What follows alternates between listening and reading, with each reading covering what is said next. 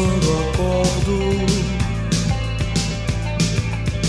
Não tenho mais o tempo que passou, mas tenho muito tempo. Temos todo o tempo do mundo.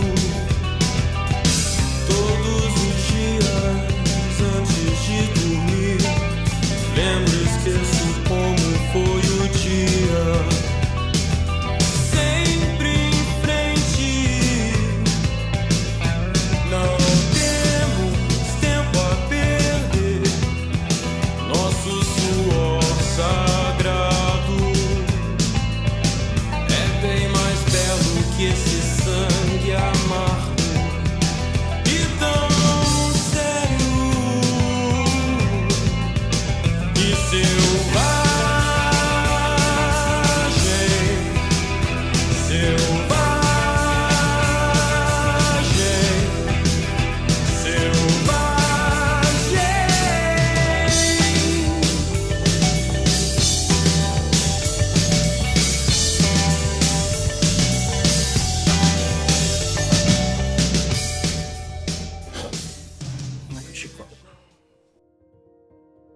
Fare questo video sarà estremamente difficile da ogni punto di vista.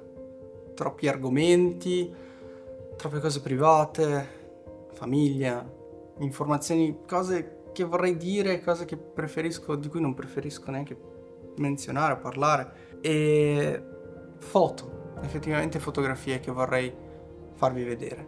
Mi chiamo Nelb Rodriguez, molti di voi mi conoscono già qui sul canale, ed erano 23 anni che non tornavo in Brasile. Molti di voi sanno che sono brasiliano, molti di voi no. Non sono di origini brasiliane, io sono effettivamente brasiliano e ho passato 10 anni in Brasile di cui mi ricordo ben poco, anzi mi ricordavo ben poco, avevo pochi ricordi frantumati, sparsi nella memoria, e per questi 23 anni ho vissuto di poco, così poco che non mi ricordo neanche di mio padre quando ero in Brasile. Questo perché c'è stato un lasso di tempo in cui mio padre era qui in Italia e stava lavorando per poterci poi portare qui. Era un periodo molto difficile in Brasile, i miei avevano praticamente perso tutto, mettiamola così. Diciamo che tutto intorno a loro stava crollando inesorabilmente, e questo lo potete immaginare da tantissimi punti di vista, ma il punto principale ovviamente è il punto economico. E quello che succede è che in situazioni come questa la gente si trova a fare delle scelte, mettiamolo così, azzardate, o comunque dei tiri nel buio, degli spari nel buio, mettiamolo così. Di questi 10 anni in Brasile non ho nessun ricordo di mio padre, di aver vissuto niente con mio padre là, e questo è stata una di quelle cose che mi ha fatto molto ragionare su me stesso, il modo in cui archivio i ricordi, nel modo in cui li cancello. Probabilmente non mi ricordo di mio padre perché è stato un trauma stare senza di lui tutto questo tempo, che non è stato neanche tanto, penso che siano stati 6 o 9 mesi, non tantissimo, però per un bambino a 10 anni in Brasile, in quell'epoca forse lo era, oppure è solo per me, chi lo sa. Però ho questa tendenza forse a eliminare, forse l'abbiamo tutti, forse ce l'ho solo io, eliminare quello che è stato un periodo difficile, qualcosa che non volevo ricordare. Forse non volevo pensarci che era via, forse non volevo far finta che non ci fosse, non lo so. Ci sono tante congetture, tanti pensieri che si possono fare, tante speculazioni. E come vi dicevo, ho vissuto questi 23 anni con questi pochi ricordi delle persone, dei luoghi, della scuola, degli amici. Avevo effettivamente poco a cui aggrapparmi e forse è stato un bene. Mi ha permesso di non soffrire così tanto il distacco da un paese all'altro. Venire qui, non sapere la lingua, c'è tanto dietro a un immigrato che viene qua in Italia. Non so adesso, non so com'è la vita di un immigrato adesso, però è stato piuttosto difficile. piuttosto sofferto e guadagnato dopo 20 e passa anni.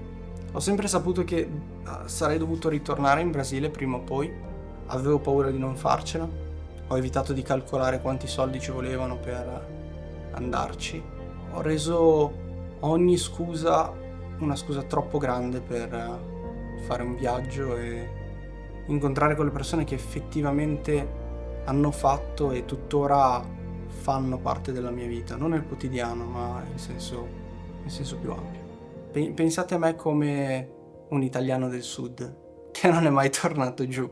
Quello, quindi tornare in Brasile è stato effettivamente ricongiungermi con una parte della mia famiglia molto importante. Era prassi stare tutti insieme sempre. L'altra cosa di cui vi devo parlare è sicuramente lei, la Leica Q. Perché l'ho scelta? È iniziato come hype per trovarne una, ne ho trovato una, cioè questa a 1750 e l'ho presa. 1750 euro sono tantissimi soldi, soprattutto per una compatta, ma in vari modi ho cercato di colmare quello che è questa esigenza di avere una macchina compatta da portarsi in giro e che viva un po' la vita al tuo fianco. Molti non hanno questa cosa di trattare la macchina fotografica come una compagna di viaggio, una compagna di avventure, eccetera. Dipende anche dalla macchina e dal feeling che hai. Io ho avuto la X100V, ho avuto la X100F e ho cambiato dalla V alla F proprio per una questione di risparmio, perché non mi servivano tante feature che avevo sulla V, ma non è una macchina che mi ha mai dato un senso di robustezza, di stabilità e di affidabilità. Non so perché, non ci ho mai legato più di tanto, non l'ho mai usata più di tanto per quanto volessi. E prima di acquistare una X100, quello che mi ha portato a cercare una compatta, ovvero un'altra camera che non fosse la Nikon che avevo ai tempi, è stato un pensiero molto semplice. E io ragionavo sull'importanza della fotografia in senso generico. Mi chiedevo se ci fosse un tipo di fotografia che avesse un valore intrinseco più alto degli altri, e se sì, perché? E lì ho cominciato a ragionare sul ricordo e ho cominciato a ragionare che passavo tutto il tempo a cercare, sperare di fotografare altre modelle, per altri ritratti, altri nudi quando stavo cominciando, eccetera, ma non mi ero mai fermato a cogliere i pochi momenti che passavo con la mia famiglia o con gli amici o anche da solo. Le situazioni, i luoghi. E ho cominciato a ragionare su questo argomento e ho ragionato tantissimo, fino ad arrivare alla conclusione che secondo me non c'è nessun tipo di fotografia che sia più alto della fotografia fatta per il mero ricordo. Penso che sia addirittura al di sopra della fotografia fatta per documentare un avvenimento storico. Ovviamente sto parlando a livello soggettivo. Ovviamente se parliamo dell'umanità, avere una fotografia che spiega un fatto storico è più importante per tutti, però se dovessi scegliere tra quella fotografia e la fotografia di mia nonna, sceglierei la fotografia di mia nonna, o di me con mia mamma, sceglierei la fotografia di me con mia mamma. Se ovviamente ne avessi una e dovessi scegliere, avete capito. E ho ragionato sulle persone che erano attorno a me in quel momento lì e che facevano la stessa identica cosa, nessuno più fregava del ricordo. Era un momento in cui avevamo già gli smartphone in tasca da un bel po', eppure i ricordi erano pochi, alterati, finti e inconsultabili, nel senso che andare a ritrovare, rivedere e ricordare non era consuetudine, almeno con un dispositivo come il telefono. Penso di aver visto più volentieri, e sono state 3 le volte, le fotografie che mio padre mi ha portato dal Brasile quando ci è andato, prima che ci andassi io, tantissimo tempo fa, piuttosto che negli ultimi 10 anni le fotografie che ho sul telefono.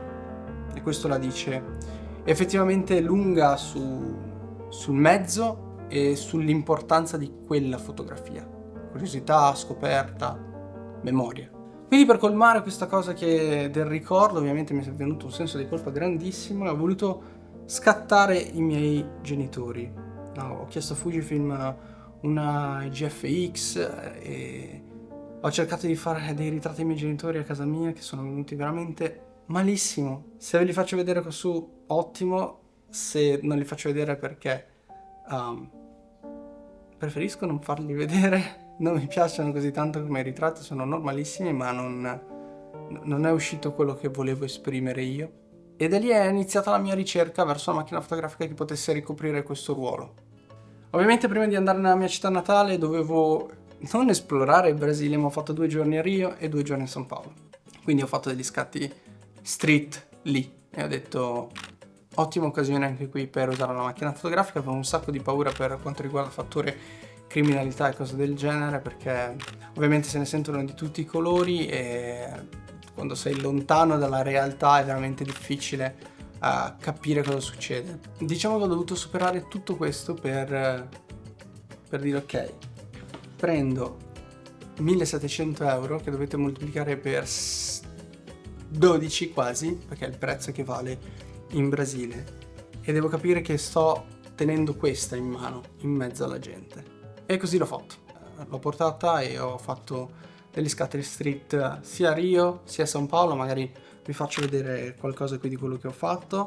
All'inizio non ho usato proprio la Leica, ho usato un'altra macchinetta per non andare nell'occhio, ma man mano che prendevo confidenza con il posto cercavo di usarla sempre di più. La tenevo dentro un sacchetto che avevo preso, così non sembrava che fosse una custodia di una macchina fotografica, eccetera. Comunque sia, sono riuscito a fare degli scatti che secondo me sono belli e che secondo me sono molto descrittivi di quello che ho vissuto, perché io ho vissuto in quelle 2 città da turista, non c'ero mai andato, da brasiliano non c'ero mai andato, se c'ero mai andato non me lo ricordo. Magari in qualche altro video vi parlo. Avevo tantissima paura a tornare nella mia città. Uno, perché non l'avevo mai vista, non avevo mai cercato, non mi ero mai informato, ogni volta che mi chiedevano dicevo sì, hai presente Rio de Janeiro? È un po' più su. Ho evitato di guardarla sulla mappa, ho evitato Street View, ho evitato qualsiasi contatto con la mia città natale, se non per la memoria e il ricordo che avevo dei pochi che avevo lì. Prima di vedere le foto effettivamente faccio un attimo un riepilogo, perché sono tanti gli argomenti e sembrano sconnessi tra di loro. E tra l'altro cosa c'entra la Leica Q con tutto questo? Che tra l'altro no, non è una marchettata e il video non è fatto per osannare la camera, quindi ascoltatemi un attimo. C'è questo trauma quindi che ho sempre avuto e che ho riconosciuto solo dopo aver rivisto le foto che mio padre mi ha portato dal Brasile. Guardando quelle foto ho indagato, mi sono chiesto il perché io non fotografassi per ricordare e che fine stesse facendo la fotografia per il mero senso del ricordo. Queste 2 cose andavano di pari passo. Dall'altra parte stavo ricercando per me stesso una macchina fotografica che potesse servirmi nel quotidiano, che non fosse la mia macchina del momento. Adesso io ho la Z8 che sta registrando, è un macigno. Prima avevo la D800 che era ancora più grossa e quindi c'era questa perenne ricerca di una camera che potesse essere con me nei momenti in cui io volevo fotografare la mia famiglia, i miei amici o street o qualunque cosa fosse, no? E ovviamente queste 2 cose sono legate, ma non c'entrano niente con il Brasile fino ad adesso. Dall'altra parte abbiamo questa cosa che io sapevo che prima o poi sarei tornato in Brasile a vedere i miei parenti, ma avevo tante scuse per non andarci, per non pensarci più che altro. E la prima era un fattore economico e il fatto che stavo inseguendo anche qui a Milano una vita da fotografo, mi ero licenziato, volevo effettivamente combinare qualcosa e quindi non era mai il momento giusto per tornare, per andare, per visitare, eccetera. E mi accorgo ora, dopo essere andato, che ci sono state tantissime opportunità, semplicemente non avevo paura o comunque non ero pronto a farlo, probabilmente. E per ultimo, una cosa che non ho detto ovviamente finora, è il ripensare alla mia storia, riascoltare i miei genitori, ogni tanto parlare di come è stato difficile venire fino a qui senza sapere la lingua, senza sapere nulla, in un'epoca dove internet non esisteva praticamente, dove non c'è ChatGPT che ti dice come fare qualsiasi cosa tu voglia fare, dove la burocrazia era tanto difficile da gestire, dove i documenti erano difficili da ottenere, tutto era immensamente più difficile di ora, dove l'informazione viaggia veramente veloce. Neanche oggi saprei fare quello che i miei genitori hanno fatto in quel periodo. E come mai queste cose vengono a mescolarsi? Questo sarà forse l'unico punto, forse il più divertente del video. Io abito a Mantova, come sapete, cioè adesso abito a Milano, però i miei abitano a Mantova e ogni tanto li vado a trovare e ho il mio giro di amici a Mantova, quello della scuola, delle superiori. E sono composti tipo da 2 russi, un rumeno, così via, no? Un polacco. E c'è questo ragazzo, questo mio amico che si chiama Sebastian, che abita vicino a me. Ogni tanto quando torno a casa dai miei facciamo un giro e ci aggiorniamo su lavoro, non lavoro, vita personale, eccetera. Facciamo un paio di chiacchierate, nulla di che. In quel momento lì, in quella volta lì mi ricordo di non averlo contattato perché non stavo chissà quanto bene. Stavo pensando alla mia fotografia, a cosa fare, non ero molto contento di come stavano andando le cose, stavo indagando per tirare fuori qualcos'altro, no? Dai progetti, da determinate scelte e così via.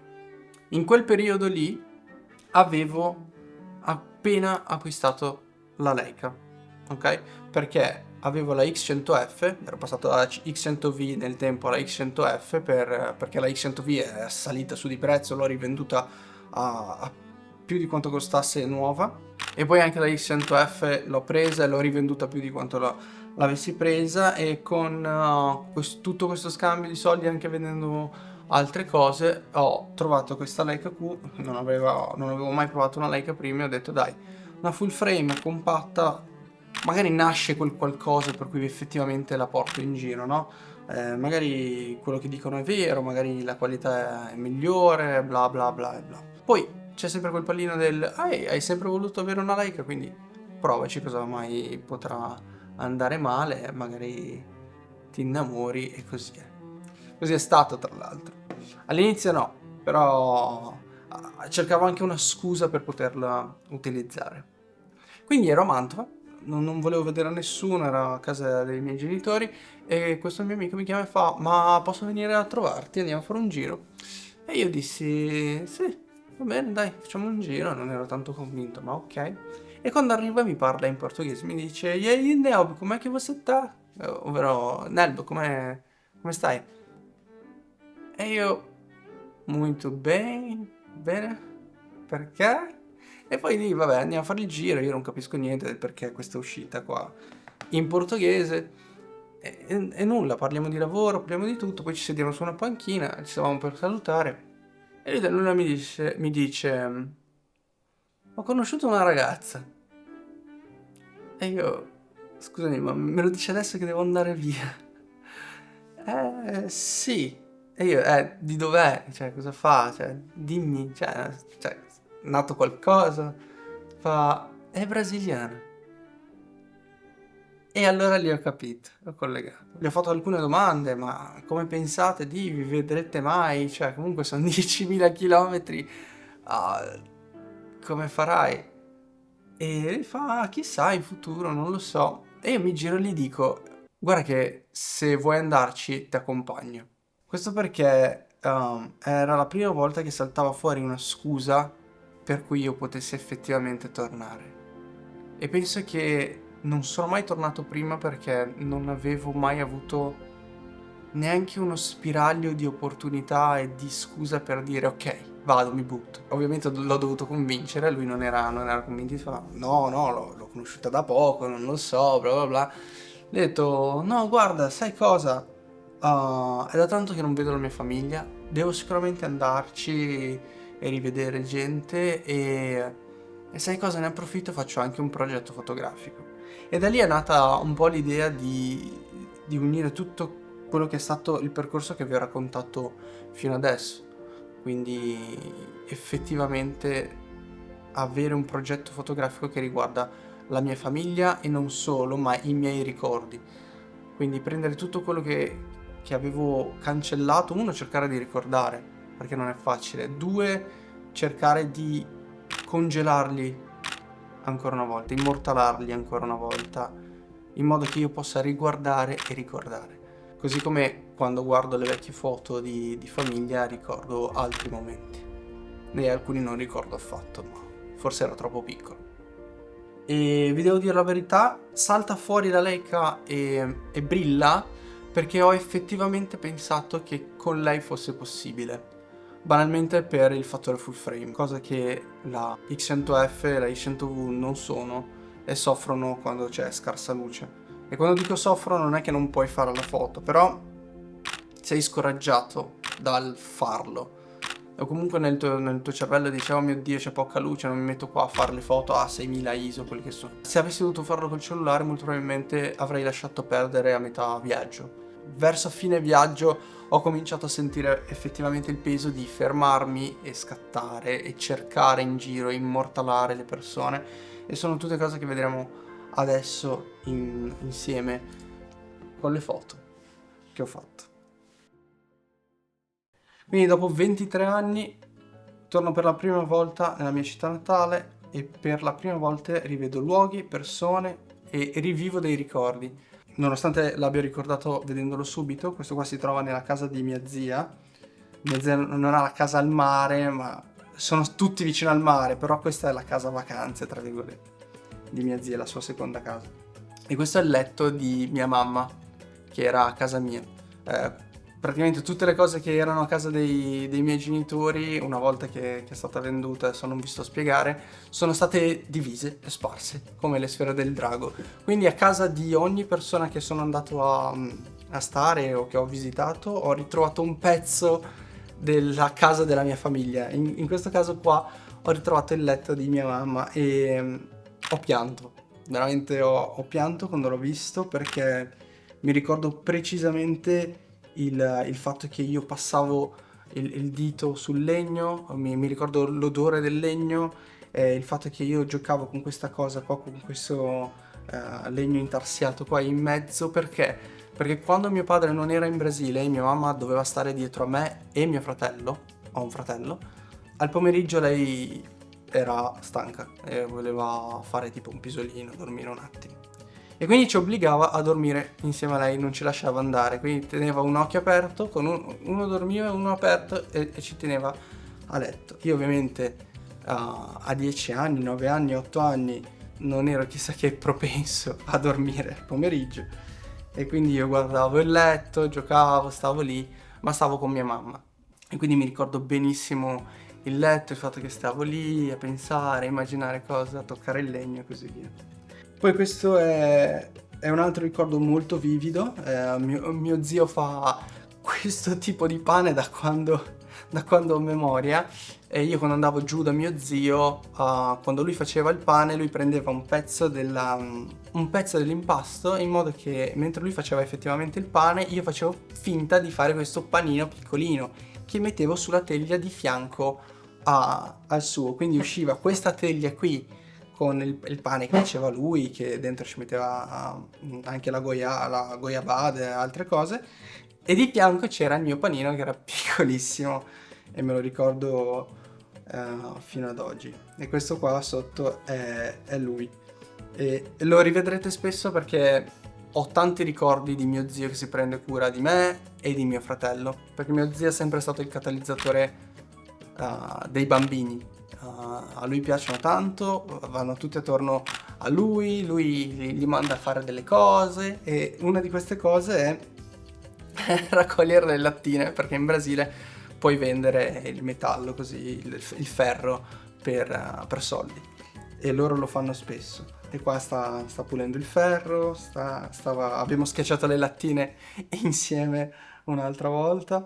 E anche le mie cugine mi hanno raccontato che praticamente lui le faceva raccogliere le lattine, tutti hanno raccolto le lattine per lo zio Paolo. E sotto l'abbinamento è stato ovviamente il fatto che suo figlio, mio cugino Ebert, a casa sua ha ovviamente tutte le sue lattine da vendere. Quindi tale padre, tale figlio. Sembrerà banale, molte di queste foto vi sembreranno banali, ma è quello che vi dico, è il ricordo. Il ricordo, e qua è dove la fotografia ha bisogno di una didascalia, infatti le ho messe. Il mio piede qui sull'asfalto per tutti conterà 0, chi se ne frega. Io giocavo a piedi nudi, scalzi, a calcio, cosa che non ho mai più fatto nella mia vita dopo essere arrivato qua in Italia. Adesso abbiamo i piedi sensibili, dice mia mamma.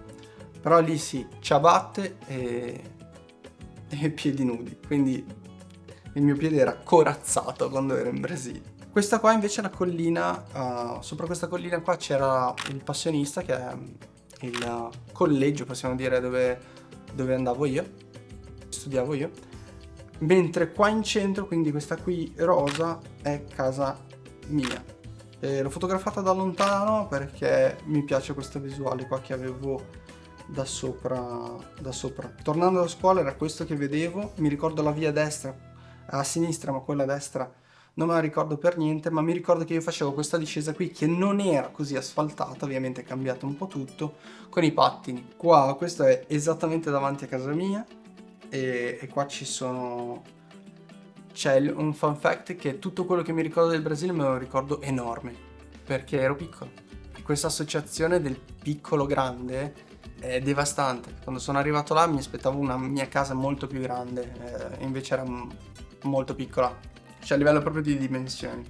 E mi ricordo che questo marciapiede qua, io andavo verso il muretto con i rollerblade e poi facevo così e passavo la strada, no? E andavo verso casa mia, poi tornavo indietro, salivo sul marciapiede e facevo questa piccola discesa del marciapiede che andava giù.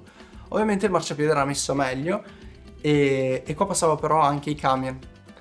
E quindi una volta ho fatto questa cosa di passare davanti al camion con il rollerblade e la vicina qui, che è sempre alla finestra, e sempre, adesso non so se ho messo la sua foto qua, ma è sempre alla finestra e sempre a guardare quello che fanno gli altri, era venuta da mia mamma a dirmi che stavo facendo un po' le marachelle. E un'altra cosa che noterete anche più avanti è che le strade in Brasile, ognuno si fa il proprio marciapiede, quindi non è che fanno uno stile di marciapiede per tutti, almeno lì dove abitavamo era così. Quindi ognuno ha il suo pezzo di marciapiede fatto strano a modo suo, che è bello per carità, però è strano. Questo qua è sempre l'alberello, il dettaglio dell'alberello che c'era in questa casa qua, dove tu staccavi questo fiorellino e poi succhiavi questo non è miele ovviamente, però questa cosa dolce che aveva dentro, quindi stacca e succhi. Questo era il resto della via e come vedete c'è i marciapiedi e ognuno ha una cosa diversa. Se devo essere sincero, mi ricordo di quell'alberello lì e mi ricordo che ci passavo sotto ogni volta che facevo tutta la via con i rollerblade e poi con i pattini, e poi scendevo giù e poi salivo, eccetera. Se non ci fosse stato quell'alberello probabilmente non mi sarei ricordato della via, perché molti palazzi sono cambiati. Ovviamente questa è la vista dall'altra parte, quindi io prima ero qua su. Quindi come vedete è una tipologia di scatto che documenta una cosa ferma nel tempo, ovvero ex casa mia, il ricordo di ex casa mia in quel momento lì, cioè adesso, tra virgolette.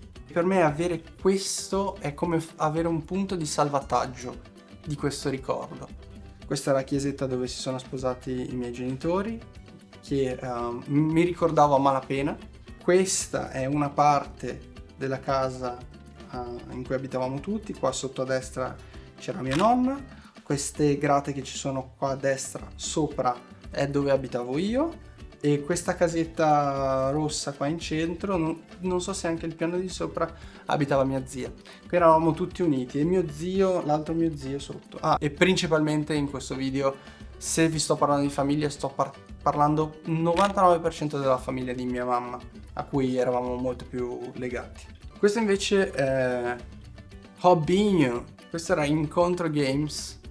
Qua effettivamente ci andavo per giocare, ovviamente là io non avevo la PlayStation, avevo il Super Nintendo, forse la Nintendo 64. Sicuramente l'Atari l'ho avuto, il Super Nintendo e il Nintendo 64 forse avevamo fatto una colletta, non lo so, però ce n'era uno, non è che ognuno avesse la sua PlayStation, erano altri tempi. E quindi questa era una LAN house dove andavamo per giocare, e mi ricordo che prima di partire per l'Italia era appena arrivato Final Fantasy X, che è stato il mio gioco preferito, perché io ho visto il trailer penso in Brasile e poi sono riuscito a giocarlo in Italia tanti anni dopo. È diventato questo legame, questo ricordo, ed è stato bellissimo andare lì e vedere lui che è ancora lì, che si è reinventato ma ha lo stesso negozio. È stato veramente bello. Mi sono presentato tra virgolette, ho cercato di farmi ricordare, però sono passati effettivamente tanti anni. Però io e mio fratello andavamo lì e con i pochi soldini o i resti che rimanevano quando facevamo la spesa, andavamo a comprare il pane e il latte, andavamo lì e cercavamo di fare un paio di partite con l'arcade, oppure con Dragon Ball Final Bout, penso che fosse per la PlayStation 1, eccetera. Era un bel posto. Poi qua ovviamente ho fotografato un po' di persone. La ragazza in mezzo con la bambina è molto più giovane di me, se non sbaglio penso che ha sui 24. Mi sono ricordato di lei solo perché ha lo stesso viso di quando era bambina. Non mi ricordo dove, non mi ricordo quando, ma mi ricordo la sua espressione di quando era bambina, che è la stessa, identica. Quindi l'ho guardata e l'ho riconosciuta, ma non l'ho riconosciuta, è stato strano. Mentre il ragazzo a destra è il fratello di un ragazzo che avevo in classe io, che si chiama Romulo. Faceva parte della combricola con cui andavamo in giro, della nostra gang. E quindi quando sono andato lì gli ho detto: "Você conhece o Romulo Tosato? Conosci?" E lui mi dice: "Ma è mio fratello." E ho detto: "Ma no, ma va." Questo è il passionista, che è cambiato. Non mi hanno permesso di fare tante foto dentro, ma ho voluto immortalare almeno una parte della scuola. E noi avevamo l'uniforme, cantavamo l'inno o una volta a settimana o tutti i giorni, non lo so. Questa è la parte per quanto riguarda i miei ricordi, quello che ho cercato di solidificare in un certo modo. Mentre tutta quella che faremo adesso è la parte un po' più estetica, sono le persone. Questo è stato il fare street con la mia famiglia, mettiamola così. Queste sono 3 sorelle di mia mamma. Ero appena arrivato là, mi avevano accolto e tra l'altro quando mi hanno accolto in aeroporto, super pianto: "Oh, sei tornato, finalmente, ti amiamo." Bellissimo, io in lacrime, mia zia mi ha chiesto di prenderla tra le braccia. È stato veramente veramente bello, è stato commovente. Tutto il tempo queste persone mi hanno dato tutto l'amore, tutto il loro tempo, hanno preso ferie, hanno preso qualsiasi cosa. Tutti mi volevano nella loro casa, stare con loro, a parlare, a raccontare cose. È stato bellissimo. Questa qua è sua nipotina e questa è la mia zia, Rosangela. Vedete questo tipo di foto qui alla sera con la X100F o la X100V. Diciamo che non sarei stato lì dicendo: "Ah, ok, questa la faccio." Diciamo che la fiducia nel mezzo vale tanto, e qua aver avuto la macchina, aver ripreso il sorriso, se hai fiducia scatti e quindi il momento lo prendi, se non hai fiducia molli prima. Questo qua è sempre mio zio che va a vendere il ferro, mia zia, sua moglie, che glielo passa. Questa mia cugina, top cugina, con il suo gattino, che fanno smart working, e quello in mezzo è il mio computer. Mi ci sono molto ritrovato in questo smart working dall'altra parte del mondo. Alla fine è sempre così, ti ritrovi a tarda sera a lavorare, a fare, a pensare, a programmare. Poi mia zia al mattino che prepara il caffè, mio zio con sua sorella nella spiaggia. Anche qua ho ho avuto molti ricordi dalla spiaggia, sia per quanto riguarda il cibo che abbiamo mangiato, che era il pastel e caldo di cana. Se non sapete che cos'è, andatelo a cercare. Però abitano veramente vicinissimi alla spiaggia ed è bellissimo. Queste qua sono le generazioni, abbiamo i figli qua, i figli di mia cugina, sorella della mia cugina. Adesso non sto a dire i nomi perché tanto non ve li ricorderete. Poi i figli della figlia, eccetera. E sono varie generazioni effettivamente a confronto. Questa foto mi piace veramente tanto. Questo qua ancora i miei zii, il loro dimostrare amore e affetto nelle piccole cose nonostante l'età. Questo è mio cugino a destra e questo è il suo figlio più piccolo, se non sbaglio, e questa qui è una foto bellissima perché questo figlio, a parte che gli assomiglia tantissimo, tutti dicono che assomiglia tantissimo a lui quando era piccolo, qua sta cercando di un po' di intortarlo, no? Come fanno i figli più piccoli.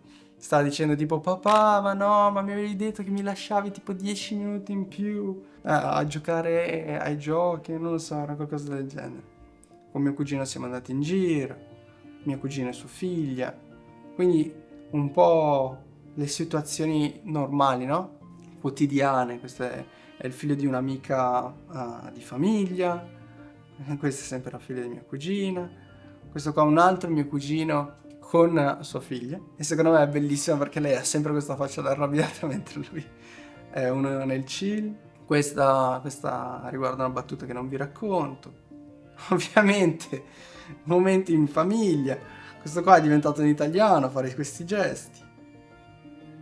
E qua abbiamo parlato tanto, ma magari sarà una discussione per un'altra volta. Ma qua parlavamo di religione. Di religioni. Infatti l'ultima foto con cui ho voluto concludere questa parte delle persone è una foto in cui siamo a casa di un mio cugino Lucas e stanno tutti pregando.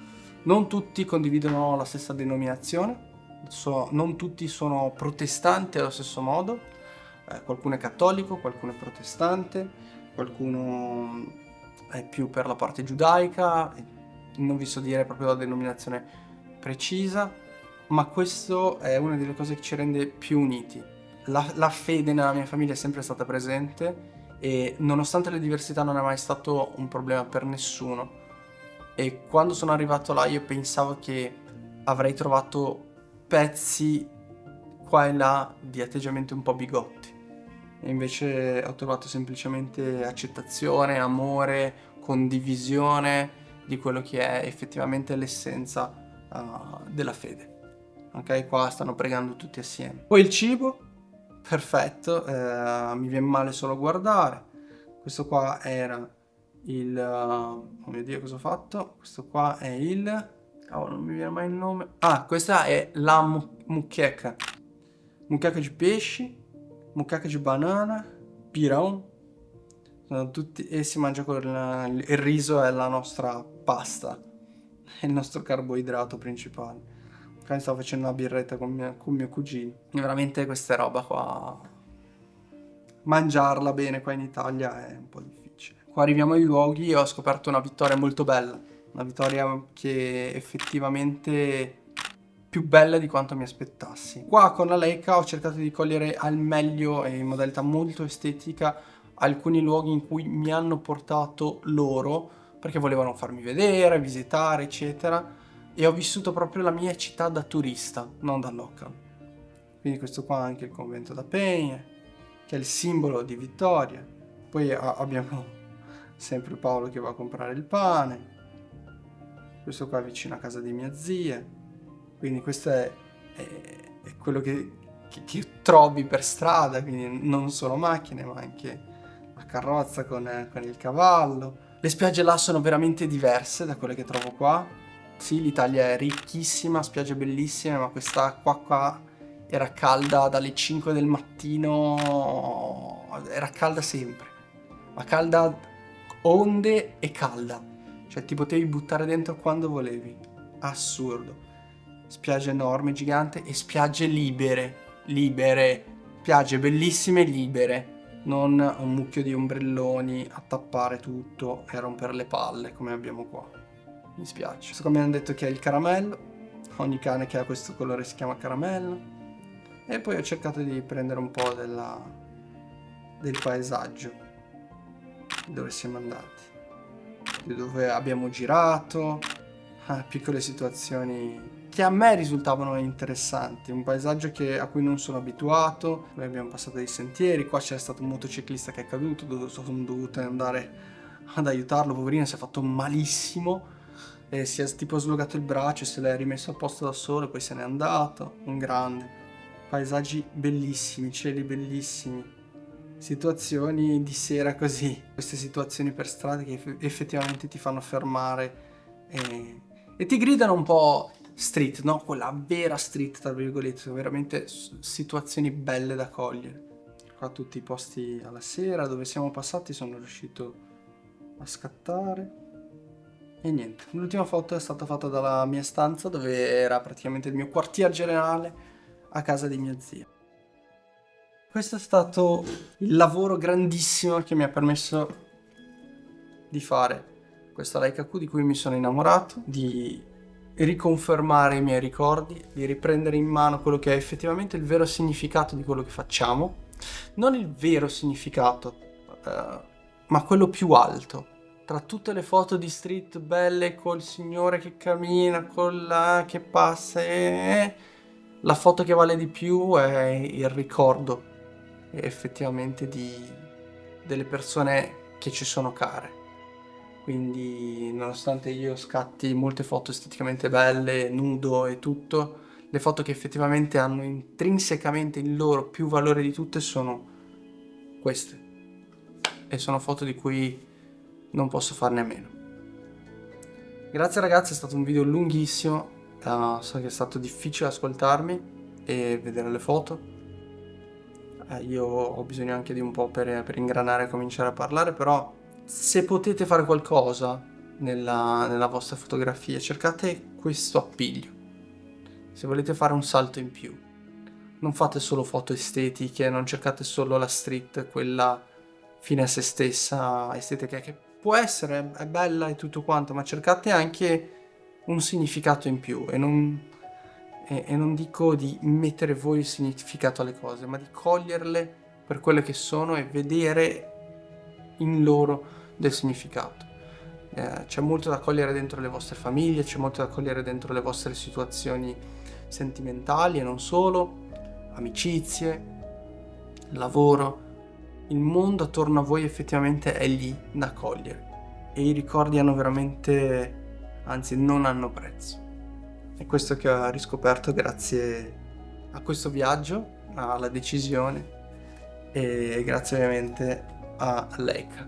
Quindi grazie a tutti voi per avermi seguito fino a qua, scusatemi del pippone, ci sono tanti punti di domanda all'interno di questa mia storia strampalata e viaggio dove ho fatto tutto e non ho fatto abbastanza, perché vorrei effettivamente tornarci. Sto cercando di mantenermi in contatto con la mia famiglia, perché adesso finalmente ho conosciuto i figli dei figli, dei nipoti, e finalmente posso parlare con persone che conosco e non con persone che non conosco appigliandomi a ricordi di 20 anni fa.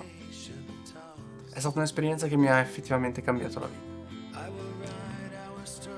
E grazie per aver ascoltato.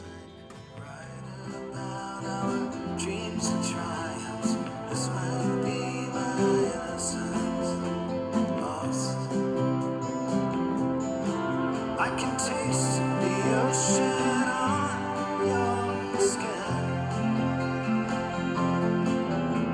But that is where it all begins. I dreamt that we were elephants with water, sun, and clouds of dust. I woke up thinking we were free. I can take